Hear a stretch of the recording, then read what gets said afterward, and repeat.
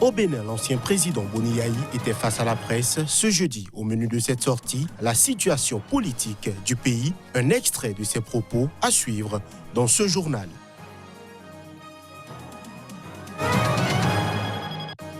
Le gouvernement sénégalais a adopté ce mercredi un projet de révision de la Constitution devant aboutir à la suppression du poste de Premier ministre, une des premières mesures du second mandat de Macky Sall.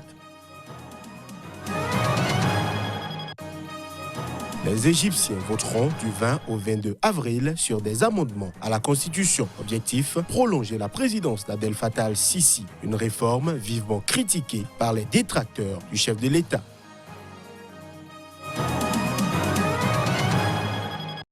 Bonsoir à chacun, bonsoir à tous. Nous ouvrons cette édition par un point de la situation au Bénin où l'ancien président Boni Yayi était face à la presse ce jeudi. Au cours de cette sortie médiatique, le président d'honneur du parti FCBE s'est prononcé sur la situation politique du pays. Il remet en cause la légitimité des élections législatives du 28 avril prochain et appelle à surseoir au processus.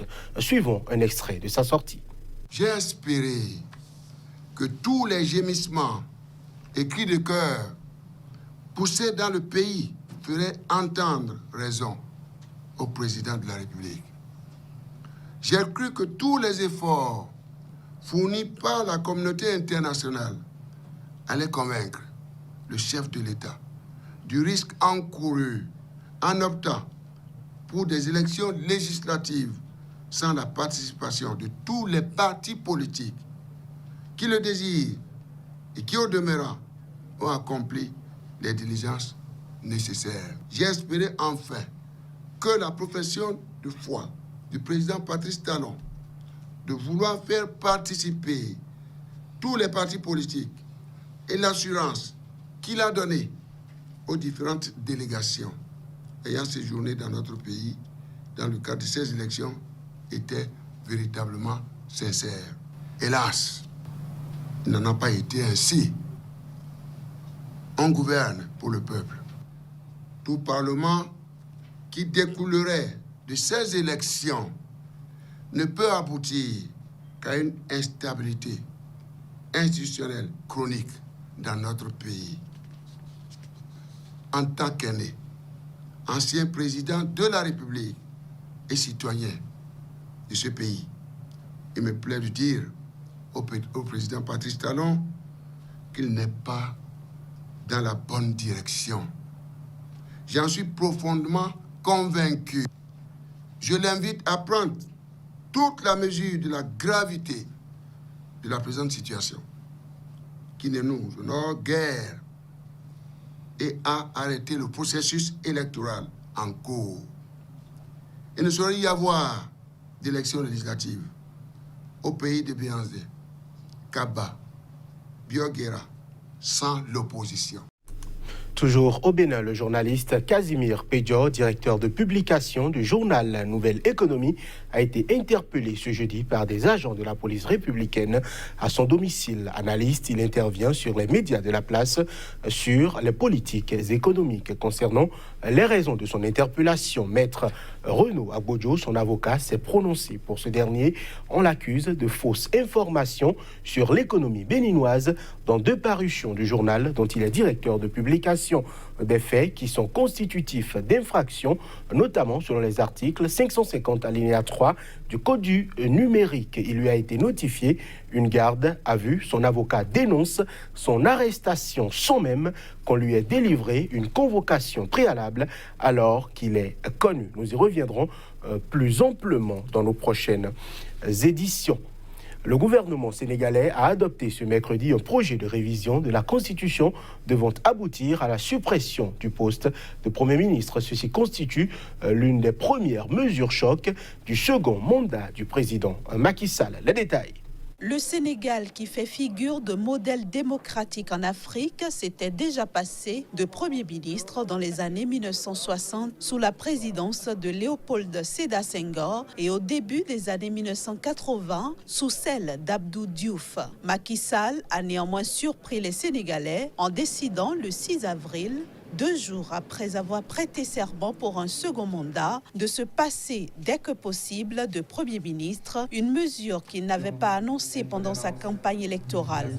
Le chef de l'État avait ce jour-là reconduit à la tête du gouvernement Mohamed Boun Abdallah Dionne, le chargeant de préparer lui-même la disparition à brève échéance de sa fonction. Lors du Conseil des ministres de mercredi, le nouveau gouvernement a adopté un projet de loi portant révision de la Constitution selon un communiqué officiel. Ce texte sera rapidement soumis pour approbation à l'Assemblée nationale où le parti présidentiel et ses alliés disposent d'une confortable majorité. Le chef de l'État, qui a promis d'accélérer les transformations de l'économie sénégalaise, veut par ce changement supprimer les goulots d'étranglement en étant directement au contact avec les nouveaux administratifs selon ses services. Devant ses ministres, il a également réclamé une réduction du train de vie de l'État en demandant que les dépenses d'eau, d'électricité et de téléphone dans les administrations soient mieux réglementées, tout comme l'affectation du parc des véhicules administratifs.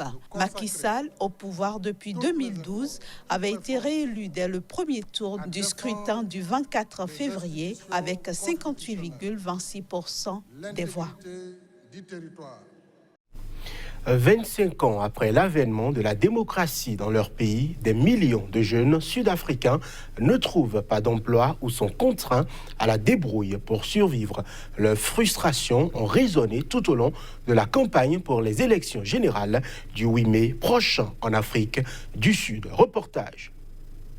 Sur la photo accrochée au mur, la jeune femme, fièrement parée de sa toge noire de diplômée universitaire, affiche un large sourire qui illumine le salon de sa maison, dans le township de Soweto, de promesses d'un avenir radieux. 10 ans plus tard, ce cliché n'est plus pour Komoso Sebabi que le triste rappel de ses ambitions déçues. Vous allez à l'école et une fois que vous êtes qualifié, vous vous asseyez avec toute une pile de diplômes que vous ne pouvez pas vraiment utiliser, alors que vous savez que vous pouvez faire une contribution. Je peux apporter une contribution ici, mais c'est comme si on ne recrutait pas les candidats adéquats. Licenciée en gestion et en commerce, elle travaille comme simple opératrice dans un centre d'appel. Son cas est loin d'être isolé. Je me sens arnaquée parce que dans beaucoup de ces campagnes électorales, ils parlent du chômage, de la réduction de la pauvreté, de la violence fondée sur le genre, mais ce ne sont que des paroles. Et j'ai vraiment l'impression qu'ils essaient de cibler les jeunes, mais dans la plupart des partis, il n'y a pas de jeunes.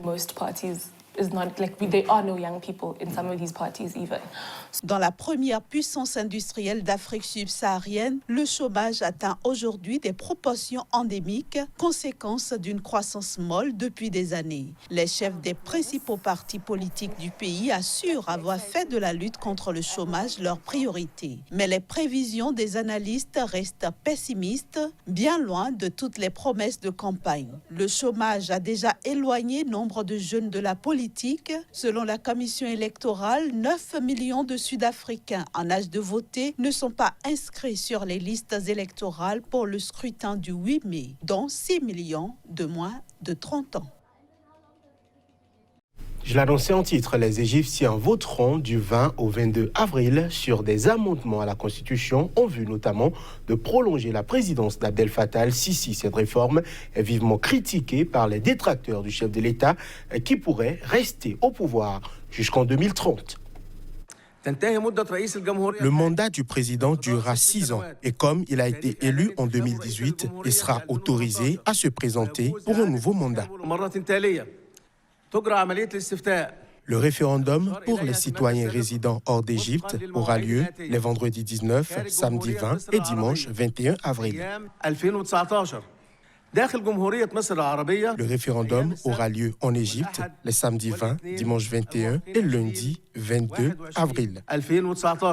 Cette annonce intervient au lendemain du vote au Parlement à une écrasante majorité de 531 voix sur 554 votants en faveur d'une série d'amendements constitutionnels, dont celui sur la prolongation du mandat présidentiel. 22 élus ont voté contre ou se sont abstenus. La Constitution de 2014 en vigueur limite la présidence à 2 mandats consécutifs de 4 ans. Je suis fermement opposé aux amendements constitutionnels car ils vont consolider le pouvoir militaire et autoritaire. Ce n'est pas raisonnable d'être différent du monde civilisé où le président est au pouvoir pour 4, 5 ans et peut être réélu pour un autre mandat, puis un autre prend sa place. Outre la durée du mandat présidentiel, la révision constitutionnelle doit aussi accroître le contrôle du pouvoir judiciaire par l'exécutif et institutionnaliser le rôle politique de l'armée, pilier du régime. Les ONG et les opposants dénoncent la réforme constitutionnelle, accusant régulièrement Sisi de graves violations des droits humains, comme la torture, les disparitions forcées, le record d'exécutions capitales, l'emprisonnement d'opposants ou le musellement de la presse. Le chef de l'opposition au Soudan du Sud demande un report de 6 mois pour la formation d'un gouvernement d'unité. Riek Machar, puisque c'est de lui qu'il s'agit, estime que les conditions de sécurité ne permettent pas son retour dans la capitale, Djouba, pour y participer. C'est ce qu'a indiqué ce mardi un responsable de son parti. Les précisions. Après la signature d'un accord de paix en septembre dernier, Riek Machar, redevenu vice-président, devait retourner au Soudan du Sud dès le 12 mai prochain pour participer à un gouvernement d'unité et partager le pouvoir avec le président Salva Kiir. Cet accord est le dernier effort en date pour mettre fin à 6 années de conflit armé entre les 2 hommes qui ont précipité leur pays dans une très violente guerre civile. Nous demandons de reporter la date de 6 mois, a déclaré pour Kang Chol, représentant du groupe rebelle SPLM-IO de Machar, au Comité national de pré-transition, l'organe chargé de mettre en œuvre l'accord de paix. Machar ne viendra pas à Djouba sans accord sécuritaire, a poursuivi pour Kang Chol. Machar avait fui Djouba en 2016 sous les tirs de l'armée de Salva Kiir après l'échec d'un précédent accord de paix qui avait entraîné de violents affrontements entre leurs forces.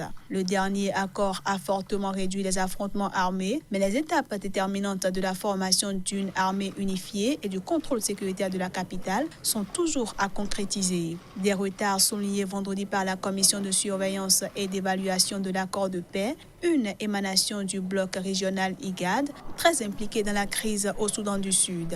Plus jeune pays au monde, le Soudan du Sud, majoritairement chrétien, a obtenu son indépendance du Soudan en 2001, après 22 ans de conflit. Voilà qui met un terme à cette édition. Merci de l'avoir suivi.